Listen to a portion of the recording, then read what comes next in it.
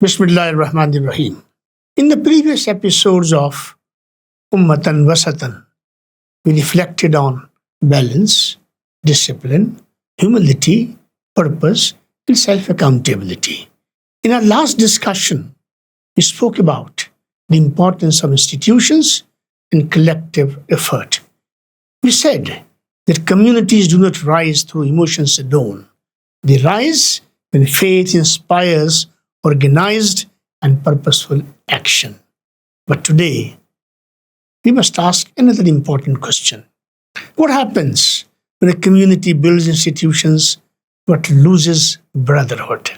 What happens when people share the same faith but can no longer work together? The answer is simple. Division begins to destroy what unity helped build. One of the greatest blessings Allah gave this ummah is the bond of brotherhood. The Quran repeatedly reminds believers that they are connected by faith, not by tribe, not by language, not by nationality, not by social status, but by their shared submission to Allah.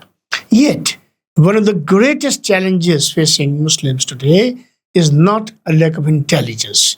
It is not a lack of talent. It is not even a lack of resources. Often, it is our inability to disagree without becoming divided. Differences of opinion have always existed. Even among the companions of the Prophet Muhammad sallallahu alaihi wasallam, there were differences in understanding and in judgment. But those differences did not destroy their mutual respect. They disagreed without becoming enemies. They differed without forgetting their adab. Today, however, disagreement often turns into hostility. A difference becomes an argument. An argument becomes a personal attack. And a personal attack becomes a lasting division. This is especially visible in the age of social media. Many discussions are no longer about seeking truth. They are about winning.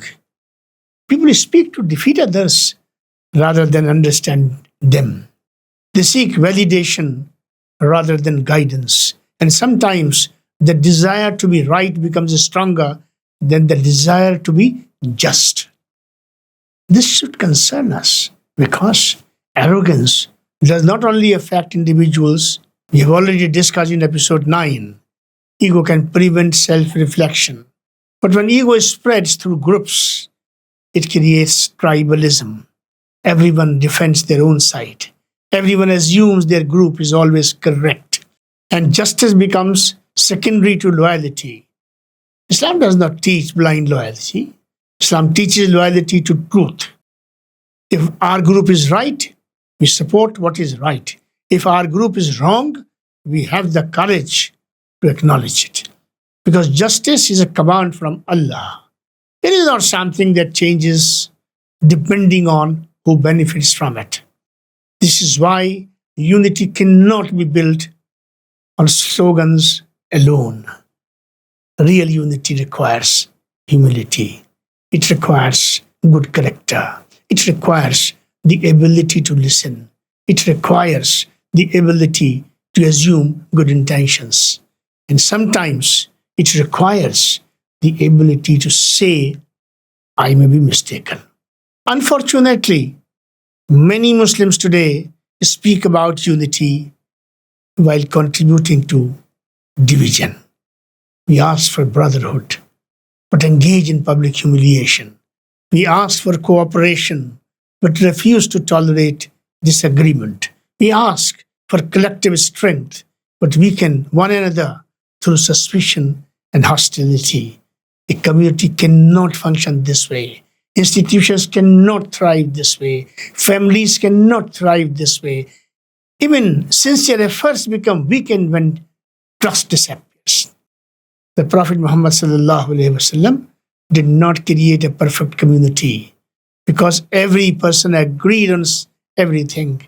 He created a strong community because people learned to place Allah and His Messenger above their personal egos. They learned that preserving brotherhood was itself an act of worship. This does not mean every opinion is equally correct. It does not mean truth and falsehood are the same. And it does not mean principles should be abandoned for the sake of peace. But it does mean that disagreement should be guided by knowledge, justice, and character, not by anger, not by mockery, not by hatred. The balanced path of Ummatan Wasatan is neither blind conformity nor constant conflict. It is principled disagreement with mutual respect. It is firmness without arrogance. It is conviction without hostility. It is unity without requiring uniformity. As we conclude, let us ask ourselves a simple question. When I disagree with another Muslim, do I seek truth or do I seek victory? Do I protect brotherhood or do I damage it? Do I bring people closer to Allah or push them further apart? Because communities are not only weakened by external pressures, sometimes they are weakened from within. And when humility disappears, division quickly follows. In our next episode, we will discuss another challenge that affects many communities: the danger of victimhood without responsibility, and why real change begins when we combine awareness with action. Until then, let's remember, a balanced ummah is not one without differences. It is one that learns how to disagree without losing justice, humility, and brotherhood. Wa akhiru da'wana alhamdulillahi rabbil alameen. Assalamu alaikum wa rahmatullahi wa barakatuh.